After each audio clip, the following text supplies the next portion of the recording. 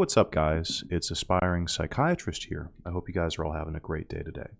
I'm going to make a quick video today on something that really has been weighing on my mind, the Alex Cooper Call Her Daddy podcast. So, if you guys aren't aware, which I wouldn't be surprised if you weren't, but this podcast actually is the most popular podcast for women that is currently on the internet. So this is the one, guys. I'm not trying to pull punches, and it's tough because if there is a cultural zeitgeist to analyze, this is it right here. So first of all, I kind of wanted to go into my general kind of assessment of the channel as a whole.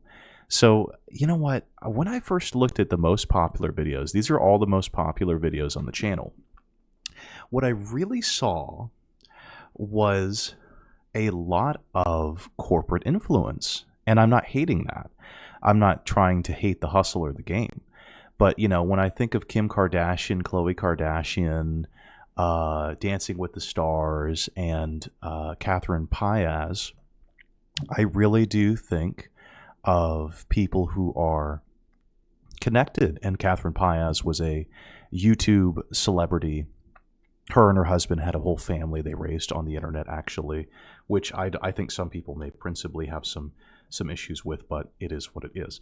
So which one did I kind of hone in on first? Well, what I found really interesting was the Mia Khalifa interview as an insight into kind of the psychosexual dynamics of the corporate connected upper class and the shows they like to put on and the kind of things they like to present to people and their ideas, right? I thought this would be a great insight into that. So I'm not hating the hustle, but, right, we're going to be reacting to some of the things that they said here.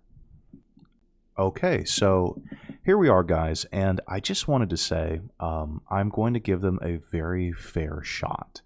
I'm not going to judge Mia Khalifa or guilt her or shame her for being into the adult, kind of video industry inherently. I'm going to listen to her and hear out her story, right? That's my initial kind of mentality. But I have a few different clips here where I have some very strong questions that are arising in reaction to what I'm seeing. Boss at work, so he's a boss at work, so now he wants to be like treated like I think a lot of people write it off as being that, but what I came face to face with was my own gender identity and like questioning who am I? Who do I think I am? Like, who do I want to be? What role do I want to play? Do I want to be in a relationship with a woman where I can be slightly more masculine and enjoy that dynamic? And fascinating. That opened my eyes to it. And as someone who has certain propensities and biases towards, traditional religious values, she's allowed to have that. If she wants to be in a relationship with a woman, she's allowed to have that. I don't think that I'm going to make, judgments on her character because of that. And I'm, but that's my personal bias. Therapy also opened my eyes to the possibility of that is probably the case. It's not. Right. It's not just I'm a boss at work. Yeah, it's that's pretty surface level too. That's fascinating. Had you had those thoughts prior to that relationship or no? I was in a relationship with a woman when I was a teenager, and got it. She was incredible, and so I'm just trying to psychoanalyze this, but because that's why I find it fascinating. The whole boys versus girls thing is not that entertaining to me, but the psychoanalysis is. So she says that she was in a relationship with a grown woman when she was a teenager, right? And the host, you can see a light peppering of kind of guilt and sadness in her eyes when she first says that. I see that here. And I find that to be so fascinating because it's this dance between, okay, like, this is a feminist podcast, right? I don't want to shame you, but also, like, you're saying that you were in a relationship with a grown person when you were a teenager. Are you insane? I've always loved women. Right. I've never written off dating a woman, but Cultural differences. it made me question Maybe. what type of relationship I would be in if I was in a relationship with a woman, and it made me realize I think I would want to play play. I don't even know how to talk. This is actually my first time ever talking about it. I appreciate it because I know so many men and women write in, and what would my, I think it was more of like, what would my role There's a little edit there. Something got edited there. be? Yeah, it made me question what I want, whether I want to be with a man or whether I want to be with a woman and feel that way. Because I really liked the tenderness that came along with taking care of the version of him that we explored together. I kind of and it's really tough too, because what I see is a traditional that what's trying to be presented here is this balance between a traditional Judeo-Christian epistemology and a more I guess you could say open-ended secular humanist, or just a different way of thinking, a different kind of epistemology with Mia Khalifa. But at the end of the day, boo boo ba ba, all these fancy words, she is saying it's morally condonable for a teenager to be in a relationship with a grown adult without specifying the specific age range, right? And then the host, Alex Cooper, has not pushed back yet in any way on that assertion, and I'm not seeing her do that at any point in the future in this interview either. I'm showing you the full clip. love that too, that you're saying like you both were getting so much out of that dynamic. Yeah, and I think that's a huge point for sexual exploration. To Daddy Gang listening, it has to be mutual. Yes, and you have to create a safe space for the person who is just being extra vulnerable. Yeah, being the most vulnerable. Can we talk about You can see in the reflection there a man kind of shifting. It's so interesting. It's so fascinating, isn't it? Because it's so indicative of how using cultural norms of different countries and being open-minded of that is a slippery slope, right? And she basically just affirmed that it is okay and morally condonable for a teenager without any specified age range to be in a relationship with a grown adult, right? And that is so fascinating to me, I think. That is so fascinating because it's not, I don't think she's in any way a proponent of PDF.exe, but it's like there's a very thin line between being open-minded to different cultural experiences and having your moral standards. It's a very fine line, and I think Alex Cooper failed to dance that fine line here. All right, guys, so we have another clip here. I'm not trying to be hateful in any way to Alex Cooper, but I'm just letting her speak for herself and represent her views, right? So it's not like I take pleasure in the fact that she just said it's okay for a teenager to be in a relationship, a intimate relationship sexually with a grown adult. But that is what she has said. This is one of the most famous videos on her YouTube series. So now hosted podcasts like, oh, not brand safe, sorry. Like, oh, well, on Call Her Daddy here, sweetheart, we don't focus on brand safe. We focus on real and authentic people. We focus on not stories. losing our sponsors every week. Yeah. Well, thankfully I have sponsors that trust me, so here we go, thank God. But no, I know what you're saying. So people have turned you away. I've had brands turn me away. I've had podcast hosts turn me away. I've had people tell other people not to associate with me. And there's little hints of sadness. I'd see in her left eye, I see a hint of this sadness and this disappointment with humanity. And then in her right eye, I see this kind of guilt, this moral guilt for the things that she's done. Because of my past, like I'm very used to having that door shut in my face, but it hurts a little bit more when it comes from women, and it hurts a little, like it hurts even more when I see other women getting shit for interacting with me. Like, and the host is kind of Mina Harris started getting shit for following me on Twitter and I reacting. started to She's have calculating. imposter syndrome. Like, oh yeah, this woman is a badass leader, Right. and so her female voice is so incredible and impactful. I should probably just deactivate my Twitter. I'm not worthy of having a follow from her. I'm embarrassed for anything that's ever been on my Twitter, anything I've ever said, because I don't want to disappoint this person, and this person is like clean and untouched, and Right. you know what I mean? Well, I think Mia, she And clearly- you see these little shifts in her eyes. She's analyzing her environment because she's trying to collect her thoughts to strategize what to say. something in you. She made the decision to follow you. No one forced her to follow you. So give yourself a little bit more credit, because seriously, like, she followed you for a reason. Also, like, thinking about how I've changed as a person in the past year, past 2 years, past 3 years, not saying that you need to change and like we need to wipe clean anything you've done nothing wrong. No, it's not change, it's growth. Right, That's what we've right, done. We've gotten right. older, we've grown, we've learned, we see And I see a hint of, as she has the light from the windows, of sadness and a tad, I would almost say, remorse in her right eye. You know, I see that kind of like, I've learned from my youth. version of ourselves Right. that we want to be, and we go after it. And to be put down, like, mine is on such a smaller scale, so I never want to compare, but like, Bitch, you run the biggest podcast in the world. no, but like, we talked about this last night. I was like, I have had, in the beginning, before it got big, my family, people were looking at my family like, your daughter is a slut. Your daughter is talking about blowjobs. Your daughter is blah, blah, blah, blah, blah. And my mom got frustrated because the only comments that were ever made was like, what does her father think? What does her dad think?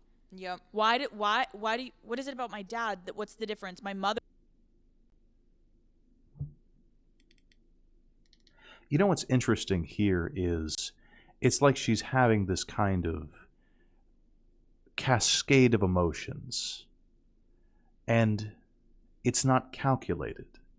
It's not really like she's thinking about what she's going to say critically or coherently, is she? She's going back and forth between her father, her mother, her father, her mother. Okay, but what are you saying? Birthed me. Oh my Why are they gosh. so focused on the daughter to father dynamic? And it's just because of societal stigma that people have put on, that the dad must be so disgraced that the daughter, and it's like, what? Why is it exclusively for the father figure, that disgrace? Why would it not be for both the father and mother figure? It's her mind is focusing on the shame she has received. She's receiving that shame, and then she's focusing on the paternal figure. Right. But then, why is that any different from the maternal? What difference does it make, whether it's a paternal or a maternal figure, and their judgment of you and what you've said on the internet morally? The fuck? You just encapsulated Middle Eastern female issues in one fell swoop. Really? Yeah, that was insane. The first thing that an Arab It made woman no gets sense. asked is, what family are you from? Who's your father? Like, anytime someone sees them doing something haram or just not up to their standards, the first thing they're asked is, what family do you come from? And it's like, what does it matter what family? I don't speak. And there's Right. this For me. intelligent kind of, you know, oh, like your blood lineage, does it define your innate identity? And I get that, and that's a separate argumentation. But then she's sitting here and she's saying that it's relative between the paternal and the maternal figure, which source of shame she should internalize for her words and actions on the podcast. I am Right. my own person. It doesn't matter what. What does that have to do But with why should that not matter? my family? Same thing Like, as they need what to judge your entire lineage based on the decisions they are watching you make. and then it goes now to someone following you on Twitter. Now it goes all the way to that, to be like, Yeah. why does someone following you? That doesn't mean that person believes everything you do. It's like she's confused, right? She was contemplating her maternal and paternal figures relative to the guilt and shame she was receiving for the things that she had said on the internet, right? And then Mia said, well, you're not defined by your blood lineage, right? You're not defined by your blood lineage. But it's like, yes, but that's a separate subject matter, philosophically, right? And my blood lineage versus the archetypes of the maternal the paternal and maternal figures, those are different subject matters, right? And so she kind of gets whiplashed, right? She's like, okay, here I am now. What am I going to say? Yeah. But why? It's just so crazy to me. Like, and I think it's been frustrating as females to sometimes like try to have a voice and then be, if we have any type of sexual, like if I talk vocally, sexually, if I have this podcast, people can't fully take us seriously when we talk about sex or we have had a sexual past. Like, fuck, first She's having an ontological crisis, it appears. of all, fuck all of you because you've all had sex. You're alive because She's looking at Mia with a sadness and kind of a shame, I'd say subtly, though I may be projecting, but I see some sadness and some disappointment. Maybe it's either disappointment or shame. your parents were fucking. Maybe I have a sex tape somewhere that's going to come out. Am I not allowed to do something because like Mia has porn? Oh my God. So that defines you for the rest of your life. It really aggravates me to think about like the dynamic of how something in your past can continue. And then she sat there and used Mia as a template of relation.